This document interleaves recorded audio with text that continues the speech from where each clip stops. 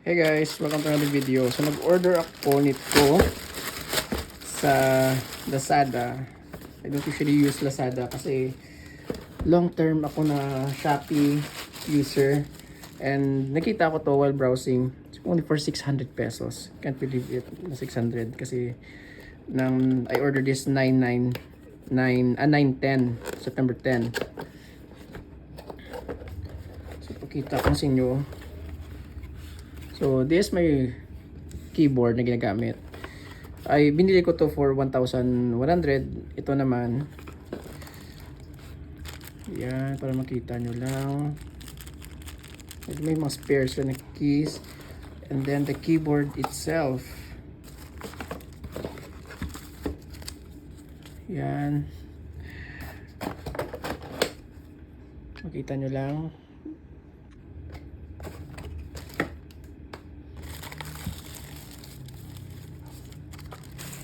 Wow, ang ganda. So, ito guys, para marinig. Yan. Yan, para makinggan nyo. Yan, yan ang likod. Ay, di ako nakabili ng battery.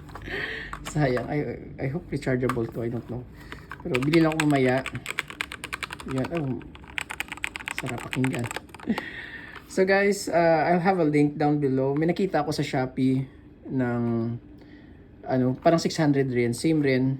And then kung manotice nyo, may 2.4 at may Bluetooth, may Bluetooth 2. So basically ito, sa USB to na i-plug mo sa computer mo.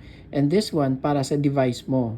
And then this one sa second device mo. So ang easy pairing na lang. If you want to connect it to your iPhone or Android, itong click mo, and then to your tablet, ito naman, it will just automatically pair. Yan, para makita nyo. So that's it guys. I don't know, parang addicted ako sa mga mechanical keyboard. This one is for work, one para sa office ko, and then ito bahay lang for editing and So guys, thank you for watching, and I'll see you on the next video. Peace.